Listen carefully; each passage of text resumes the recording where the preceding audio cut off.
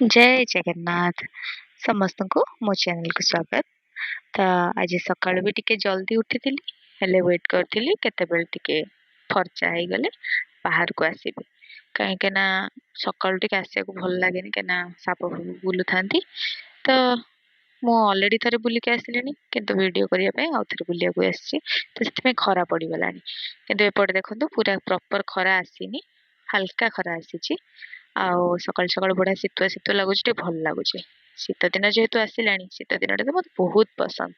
ଆପଣମାନଙ୍କ ଭିତରୁ ବି କାହାକୁ ପସନ୍ଦ ମୋତେ କମେଣ୍ଟରେ ନିଶ୍ଚିତ ଜଣେଇବେ। ଆଉ ଶୀତ ଦିନ ଛାଡ଼ିକି ଆପଣଙ୍କୁ ଆଉ କୋଉ ଋତୁ ବି ପସନ୍ଦ ସେଇଟା ବି ଜଣେଇବେ।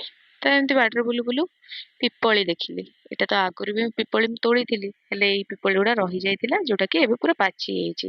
ମାନେ ଏତେ ପାଚି ଯାଇଛି କି ଯେତେବେଳେ ମୁଁ ଛିଡ଼ଉଥିଲି ନା, ସେ ପୁରା ଦବି ଯାଉଥିଲା, ମାନେ ପୁରା ପାଚିକି ଅଛି। ସେମିତି ନ ବନିକି ଯୋଉ ଥାଏ ନା, ବନିନି, ଏଇଟା ପାଚି ଯାଇଛି। ଦେଖନ୍ତୁ ତୋଳିଲି ନା, ସେ ପୁରା ଚାପି ହେଇକି ଦେଖନ୍ତୁ କେମିତି ହେଇଗଲା। ଆଉ ଏଇଟା ଆପଣ ଯେତେବେଳେ ତୋଳୁଛନ୍ତି ବି ଦେଖିକି ତୋଳୁଥିବେ, ଯଦି ହାତରେ ସେମିତି ଚାପି ହେଇଯାଉଛି ନା, ହାତ ପୋଡ଼ିବ। ତେଣୁ ଯେତେବେଳେ ଆପଣ ସେଟା ତୋଳି ସାରିଲେ ହାତ ଧୋଇଦେବେ, ନହେଲେ ବାଇଚାନ୍ସ ଯଦି ଆଖିରେ ଲଗେଇଦେବେ ନା, ମାନେ ଜାଣିପାରୁଥିବେ କଣ ହବ। ଆଉ ଲଙ୍କା ସହିତ ସମାନ ଆକୁ, ମାନେ ବଡ ଗୋଲମରିଚ କହିଲେ ବି ଚଳିବ। ମାନେ ଛୋଟ ଛୋଟ ଗୋଲମରିଚ ହେଇକି ଗୋଟେ ବଡ ଗୋଲମରିଚ, କାହିଁକିନା ଏଇଟା ରାଗ ବି ଲାଗେ। ଆଉ ଗୋଲମରିଚର ଯୋଉ କାମ, ଇଏ ସେଇ ଟାଇପ ର କାମ କରେ। ତ ତାକୁ ରଖିଦେଇକି ପଳେଇଲି ଟିକେ ବାଡିଆଡେ, ଯୋଉଠି ଆମର ଛତୁ ଫୁଟୁଥିଲା। ତ ଆଜି ବେଶୀ ଛତୁ ଫୁଟି ନଥିଲା, ହେଲେ ଯୋଉ ଦି ତିନିଟା ଫୁଟିଥିଲା ସେ ବି କୋଉ କମ। କାହିଁକିନା ଏବେ ତ ଏଇ ଦୁର୍ଗା ପୂଜା ଟାଇମ ରେ ହିଁ ଛତୁଟା ଫୁଟେ। ତ ଏବେ ଯେତିକି ଫୁଟୁଛି ସେତିକି ହିଁ ଖାଇଦବା ଭଲ, କାହିଁକିନା ଅତି ଲୋଭଟା ବି ଭଲ ନୁହଁ। ଆଉ ଏଇ ଯୋଉ ଜିନିଷ ଗୁଡା ନା ଆଉ କିଛି ଦିନ ପରେ ମିଳିବନି। ତେଣୁ ଏବେ ହିଁ ଯାହା ମିଳୁଛି ସେଇଥିରେ ଖୁସି ହେଇଯିବା ଦରକାର। ତ ଆଜି ବେଶୀ ନୁହଁ, ତିନିଟା ମିଳିଥିଲା।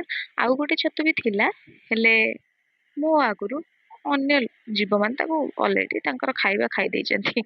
ତେଣୁ ତାକୁ ମତେ ଛାଡିକି ଆସିବାକୁ ପଡିଲା, କାହିଁକିନା ତାର ଯୋଉ ଛତୁର ଉପର ଫୁଲଟାକୁ ହିଁ ସେମାନେ ଖାଇ ଦେଇଥିଲେ। ପୋକ ହଉ ବା ସାପ ହଉ, ଏ ଛତୁଟାକୁ ଆକ୍ଚୁଆଲି ବହୁତ ଜୀବ ଖାଆନ୍ତି। ତେଣୁ ବହୁତ ଲୋକ ଏଟାକୁ ପ୍ରିଫର କରନ୍ତିନି ଖାଇବା ପାଇଁ, ବିଷାକ୍ତ ହେଇଥାଏ। ସେଥିପାଇଁ ଛତୁଟାକୁ ହଳଦୀ ପାଣିରେ ଧୁଆ ହୁଏ, ଯୋଉଥିରେ କି ତାର ଯଦି କିଛି ସେମିତି ଥାଏ ସେଟା କଟିଯାଏ। ତ ତାପରେ ଆଉ ଟିକେ ଆଗକୁ ଚାଲିଲି, କାଳେ ଆଉ କୋଉଠି ଛତୁ ହେଇଥିବ, ହେଲେ ପାଇଲିନି। ତ ଘରକୁ ପୁଣି ଆସି ମୋର ଫୁଲ ପାଛିଆ ଧରି ପଳେଇଲି। ଆଜି ଦେଖନ୍ତୁ, କାଲି ଟଗର ଫୁଲ କମ ଥିଲା, ଆଜି କେବଳ ଟଗର ଫୁଲରେ ହିଁ ମୋର ପାଛିଆ ଫୁଲ ହେଇଗଲାଣି। ତାପରେ ମନ୍ଦାର ଫନ୍ଦାର ନେଇ ଆସିଲା ପରେ ପୁରା ଫୁଲ ହେଇଗଲା, ରଖିଦେଲି। ତାପରେ କାମ ଯାହା ଥିଲା କରିସାରି ଟିକେ କଣ ଖାଇଦେଇ ବାହାରି ଗଲୁ ଦି ଭଉଣୀ ଘରୁ ଟିକେ ମାର୍କେଟିଂ। କାହିଁକିନା ଦୁର୍ଗା ପୂଜାରେ ସେମାନେ ଛୁଟିରେ ଆସିଛନ୍ତି, ତ ତାଙ୍କର ତ ମାର୍କେଟିଂ ହବାର ଅଛି କିଛିଟା। ତ ଆଉ ବି କିଛିଟା ଜିନିଷ ଅଛି ଯୋଉଟା ମୁଁ ସେ ଅଲଗା ଭିଡିଓରେ, ନେକ୍ସଟ ଭିଡିଓରେ ମୁଁ ଜଣେଇବି ଆପଣଙ୍କୁ କଣ ପାଇଁ ଯାଇଥିଲୁ। ତ ଫାର୍ଷ୍ଟ ଯାଇଥିଲୁ କସ୍ମୋ ବଜାର, ତ ସେଠୁ କିଛିଟା ଜିନିଷ ଏମିତି ଆଣିବାର ଥିଲା। ତ ଏଠିକି ଆପଣ ଆସିଲେ ବି ବହୁତ ଜିନିଷ ପାଇଯିବେ। ଆକ୍ଚୁଆଲି ମଲର ଗୋଟେ ପଜିଟିଭିଟି ମତେ କଣ ଲାଗେ, ଆପଣ ଗୋଟେ ଜାଗାରେ ବହୁତ ଗୁଡେ ଜିନିଷ ପାଇବେ। କିନ୍ତୁ ରେଟ୍ ଟା ଦେଖିବେ, ଆଉ ଆପଣଙ୍କର ବାହାରେ କେତେ ରେଟ୍ ରହୁଛି, ଏଠି କେତେ। ଯୋଉମାନେ କିଣା କିଣି କରୁଥିବେ ସେମାନେ ଜାଣିପାରିବେ ଯେ ଏଠି ଅଧିକା ରେଟ୍ କି କମ ରେଟ୍। କିନ୍ତୁ ଆପଣ ଗୋଟେ ଜାଗାରେ ବହୁତ ଭେରାଇଟି ଜିନିଷ ପାଇବେ, ଯେମିତି କି ଆପଣ ମାନେ ଗାର୍ମେଣ୍ଟସ ହଉ, ଲେଡିଜ ଗାର୍ମେଣ୍ଟସ ହଉ କି ଜେଣ୍ଟସ ଗାର୍ମେଣ୍ଟସ ହଉ, ତା ସାଙ୍ଗରେ ପ୍ଲାଷ୍ଟିକ ର ଜିନିଷ ସବୁ, ବଟଲ ହେଲା, ଏମିତି ବହୁତ ଗୁଡେ ଜିନିଷ, ଇଭେନ ଇଲେକ୍ଟ୍ରୋନିକ୍ସ ବି ଆଭେଲେବୁଲ ଥିଲା। ତ ସେଠୁ କାମ ସାରିକି ପଳେଇଥିଲୁ ମାର୍ଟ କୁ। ମାର୍ଟ ରୁ କିଛି ଜିନିଷ ଆଣିଛି, ଯୋଉଟା ମୁଁ ଆପଣଙ୍କୁ ଟିକେ ପରେ ଦେଖେଇବି। ତାପରେ ଆସୁ ଆସୁ ଟିକେ ଅଟକି ଯାଇଥିଲୁ ବିରିୟାନୀ ଆଣିବା ପାଇଁ ଫୁଡିଜ ଫୁଡରେ। ଆପଣଙ୍କୁ ଆଗଥର ବି ଦେଖେଇଥିଲି, ଏଇଠୁ ଆଣିଥିଲୁ ବିରିୟାନୀ। ଆଉ ବିରିୟାନୀର ଟେଷ୍ଟ ବହୁତ ଭଲ ଥିଲା। ଆପଣ ମାନେ ବି କେବେ ଟ୍ରାଏ କରିକି ଏଟା ଦେଖିବେ। ଆଉ ନିଶ୍ଚିତ ମୋ ଜାଣିବାରେ ଆପଣଙ୍କୁ ଭଲ ଲାଗେ। ତ ସିଟିଂ ଆରେଞ୍ଜମେଣ୍ଟ ଆଉ ତାଙ୍କର ଫୁଡ ବୋଥ ଆର ଗୁଡ। ତ ଆପଣ ଚାହିଁଲେ ବି ଏଟାକୁ ଟ୍ରାଏ କରିପାରିବେ। ତ ତାପରେ ଗୋଟେ ଜିନିଷ ଆମେ କିଣିକି ଆଣିଥିଲୁ, ଏଇଟା ହଉଛି ବାସନ ଷ୍ଟାଣ୍ଡ। ଯୋଉ ବାସନ ରଖିବା ପାଇଁ ତା ସେଲ୍ଫ ଗୋଟେ ଥାଏ ନା, ତ ସେଇଟା।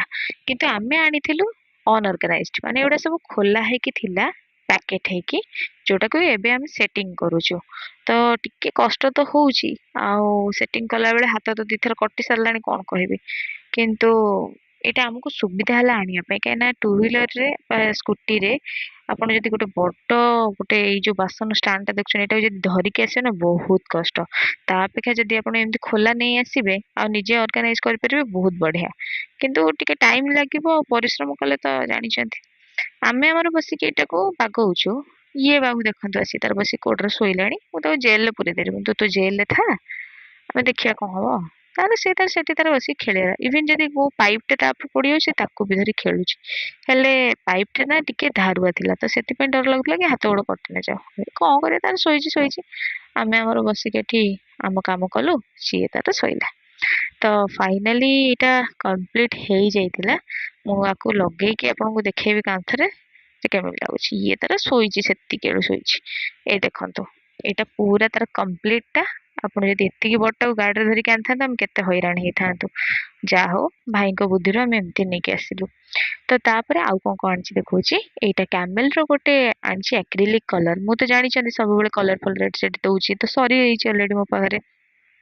ଆଉ ମୋ ପାଖରେ ବି ଯୋଉଟା ଥିଲା ନା, ଏଇଟା ତା ସେଡ ରୁ ଟିକେ ଅଲଗା ସେଡ। ଏଇ ଯୋଉ 10ଟା ସେଡ ଅଛି ଇଏ ଅଲଗା ଅଲଗା ସେଡ। ସେଡ ଗୁଡା ବି ଆପଣଙ୍କୁ ଦେଖଉଛି। କିନ୍ତୁ ତା ଆଗରୁ ଦେଖନ୍ତୁ, ତା ସାଙ୍ଗରେ ଦିଟା ଜିନିଷ ଫ୍ରି ଦେଇଛି। ଗୋଟେ ତ ଆମର ଗୋଟେ ବ୍ରଶ ଦେଇଛି ଛୋଟଟେ। ଦେନ୍ ତା ସାଙ୍ଗରେ ଏଇ ଛୋଟ ଛୋଟ କାନଭାସ ଦେଇଛି। ଏଇଟା 4x4 ର କାନଭାସ ଅଛି, ଯୋଉଥିରେ କି ଅଲରେଡି ଆଉଟଲାଇନ ଡ୍ର ହେଇଛି। ଗୋଟେ ବି କାଇଣ୍ଡ ବି ହ୍ୟାପି। ତ ଦିଟାଙ୍କ ମୁଁ କଲର କଲେ ଆପଣଙ୍କୁ ନିଶ୍ଚିତ ଦେଖେଇବି ଏଟା କେମିତି ଦେଖା ହଉଛି। ଆପଣ ବି ଚାହିଁଲେ ଏଟାକୁ ଟ୍ରାଏ କରିପାରିବେ, ଯୋଉମାନେ ଆର୍ଟ କରିବାକୁ ଭଲ ପାଆନ୍ତି। ତ ୟା ଦେହରେ କୋଉ କୋଉ ସେଡ୍ ଅଛି ବି ମୁଁ ଆପଣଙ୍କୁ ଟିକେ ବୁଲେଇକି ଦେଖେଇ ଦଉଛି। ନେକ୍ସଟ ଆପଣଙ୍କୁ ଟୋଟାଲ 10ଟାଙ୍କ ସେଟ୍ ଦେଖେଇଦେବି। ଏ ଦେଖନ୍ତୁ ଏତିକି କଲର ଅଛି, ମୁଁ ଦେଖଉଛି ଆପଣଙ୍କୁ କୋଉ କଲର। ବାସ୍ ଏଇ ଦେଖନ୍ତୁ, ଏଇ ଯୋଉ 10ଟା ଅଛି ନା, ସେଇ 10ଟା ସେଡ୍ ର ଅଛି। ତ ୟା ଭିତରୁ କିଛିଟା ମୋ ପାଖରେ ଅଲରେଡି ଅଛି, ଆଉ କିଛିଟା ନୂଆ ସେଡ୍, ତ ଯୋଉଟା କି ମୋ କାମରେ ଲାଗିବ। ଆଉ ପ୍ରାଇସ୍ ବି ଠିକ ଠାକ ଅଛି, ତ ସେଥିପାଇଁ ନେଇ ଆସିଥିଲି। ଆଉ ତାପରେ ଆଉ ଗୋଟେ ଜିନିଷ ଆଣିଥିଲି ଦେଖନ୍ତୁ। ମୋର ନା ଆଜି ଯାଏ ପିଲାଳିଆମି ଯାଇନି। ଏଇ ଜିନିଷଟା ମତେ ଭାରି ପସନ୍ଦ। ଇଭେନ ସ୍କୁଲ ଟାଇମ ରେ ବି ବହୁତ ଖାଉଥିଲୁ। ତାପରେ ଏଇ ଯୋଉ ଭାୟୋଲିନ ଟା ନା ଏତେ ଆଟ୍ରାକ୍ଟିଭ ହେଇଛି, ଯାହା କୁହନ୍ତୁ ବିଜନେସ ଆଇଡିଆକୁ ମାନିବାକୁ ପଡିବ। ଏମିତି କରିଛନ୍ତି, ତା ଦେହରେ ଗୋଟେ ହୁଇସିଲ ଦେଇ ଦେଇଛନ୍ତି, ଏତେ ସୁନ୍ଦର ଦେଇଛନ୍ତି। ତା ପଛ ଆଡୁ ଆପଣ ଯୋଉ ଚକୋଲେଟ ଟା ଖାଇବାକୁ ଚାହିଁବେନି, ପଛଟାକୁ ଏମିତି ଖୋଲିକି ଖାଇବେ। ବାକି ଆପଣ ଭାୟୋଲିନ ଟାକୁ ତ ସଜେଇକି ବି ଘରେ ରଖିପାରିବେ। ଆଉ ଏଇ ଡଲ୍ ଟା ଦେଖୁଛନ୍ତି, ଏଇଟା ଗୋଟେ ଚାବି ରିଙ୍ଗ ଟା। ମୋ ଭଉଣୀକି ଏଟା ବହୁତ ପସନ୍ଦ ଆସିଥିଲା, ତ ସେଥିପାଇଁ ନେଇ ଆସିଥିଲୁ। ଆଉ ତାର ଖାସିୟତ ଥିଲା ତାର ଏଇ ଯୋଉ ସୁନ୍ଦର ସିଲ୍କି ଚୁଟି। ଆଜିକାଲି ତ ଚୁଟିରେ ସମସ୍ୟା ସମସ୍ତଙ୍କୁ। ଏଇଟା ଘରେ ଘରେ ଗୋଟେ ସମସ୍ୟା ଯେ ଚୁଟି ଝଡି ଯାଉଛି, ନଷ୍ଟ ହେଇଯାଉଛି।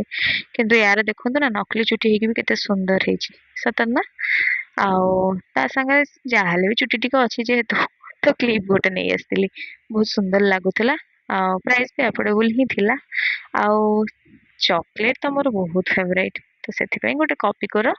ଏଇଟା ଗୋଟେ ଆସୁଛି କମ୍ବୋ ପ୍ୟାକ୍ ଟା 10 ଟଙ୍କିଆ, ତ ସେଟା ଗୋଟେ ଧରି ନେଇ ଆସିଥିଲି। ଦେଖିବା ଟ୍ରାଏ କରିବା ତାର କେମିତି କଣ ରହୁଛି ପ୍ୟାକିଂ କଣ। ଏଇଟା ଦେଖନ୍ତୁ, ଏଇଟା ମୁଁ ଫାଷ୍ଟ ଟାଇମ ପାଇଁ ଟ୍ରାଏ କରିଛି। ଏଇଟା ବୋବା ଟି, ଆପଣ ଶୁଣିଥିବେ ମେ ବି କେହି। ତା ଦେହରେ ଗୋଟେ ବୋବା ହଉଛି ଗୋଟେ ଛୋଟ ଛୋଟ ବଲ୍। ତ ସେଇଟା ହିଁ ପଡିଥାଏ ସେଥିରେ। ବହୁତ ଟେଷ୍ଟ ଲାଗିଥିଲା, କିନ୍ତୁ ମୁଁ ତାର ଡବାରୁ ଆଟ୍ରାକ୍ଟ ହେଇକି ଆଣିଛି। ଡବାଟା କଣ ୟୁଜ କରିବି ବି ସେଇଟା ଆପଣଙ୍କୁ ପରେ ଦେଖେଇବି। ଆଉ ଗୋଟେ ଏଇଟା କୋକା କୋଲାର ଗୋଟେ ଫ୍ଲେଭର ବାଲା ଚକୋଲେଟ ଥିଲା, ତ ସେଟାକୁ ବି ଧରିକି ଆସିଥିଲି। ଏଇ ସବୁ ଜିନିଷ ମୁଁ ଜାଣିନି ଆଉ କାହାକୁ ଏମିତି ସବୁ ପସନ୍ଦ କି ନାହିଁ, କିନ୍ତୁ ମୁଁ ଯେତେବେଳେ ମାର୍ଟ କୁ ଯାଏ ନା, ମତେ ଏଇ ସବୁ ଜିନିଷ ଗୁଡା ହିଁ ଆଗେ ଦେଖା ହୁଏ। ତ ୟା ଭିତରେ କେତେ ଜୋରେ ବର୍ଷା ଷ୍ଟାର୍ଟ ହେଇଛି ଦେଖନ୍ତୁ।